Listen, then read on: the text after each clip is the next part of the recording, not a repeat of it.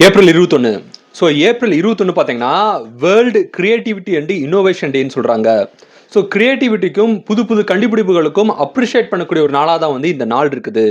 அதே மாதிரி இந்த நாளை பார்த்தீங்கன்னா பிக் வேர்ல்டு டேங்கிறாங்க. எல்லா மொழிலையும் பார்த்தீங்கன்னா நீண்டமான வார்த்தை இருக்கும், ரொம்ப நீண்டமான ஒரு வார்த்தை இருக்கும். அந்த மாதிரி நீண்டமான வார்த்தைகளை வந்து நம்ம தெரிஞ்சுக்கணும், அதை அப்ரிஷியேட் பண்ணுற விதமாக வந்து இந்த நாள் வந்து சொல்கிறாங்க. அதுமாதிரி இந்த நாளை பார்த்தீங்கன்னா தேங்க்யூ லைப்ரரிஸ் டேங்கிறாங்க. ஸோ லைப்ரரி தான் பார்த்தீங்கன்னா ஒரு மனுஷனோட அறிவை வளர்க்கக்கூடிய ஒரு முக்கியமான ஒரு இடம் சொல்லி நம்ம லைப்ரரியை வந்து சொல்லலாம். அப்பேற்பட்ட லைப்ரரிக்கு தேங்க்யூ சொல்லக்கூடிய நாள்னு சொல்லி இந்த நாள் வந்து சொல்கிறாங்க. அதேமாதிரி இந்த நாளை பார்த்தீங்கன்னா அட்வைசர் அப்ரிஷியேஷன் டேங்கிறாங்க. நம்ம லைஃப்பில் முன்னேறதுக்கு பார்த்தீங்கன்னா சில பேரோட ஸ்பீச் வந்து நம்மளுக்கு ஏதோ வகையில் வந்து இன்ஃப்ளூன்ஸ் பண்ணும். சில பேர் பேசக்கூடிய பேச்சு வந்து மொக்க போடுற மாதிரி அட்வைஸ் பண்ணுறது வேற. பட் ஒரு சில பேர் பேசுகிற போது நமக்கு லைஃப்பில் வந்து ஏதோ ஒன்று புதுசாக தெரிஞ்சுக்கிடுவோம், முன்னேறணும் அப்படின்னு நம்ம நினைப்போம். ஸோ அந்த மாதிரியான அட்வைசர் எல்லாத்துக்குமே அப்ரிஷியேட் பண்ணக்கூடிய நாளாகவும் வந்து இந்த நாள் இருக்குது. இது போக உங்களுக்கு ஏப்ரல் 21 வேற ஏதாவது டே தெரிஞ்சால் கமெண்ட் பண்ணுங்க. இந்த நாள் இந்த உலகத்தில் யாரோ ஒருத்தருக்கு பிறந்த நாளாக இருக்கும். உங்களுக்கு பிறந்த நாளாக இருந்தால் உங்களுக்கு என்னோட இனிய பிறந்தநாள் வாழ்த்துக்கள். So happy birthday to you. Thank you.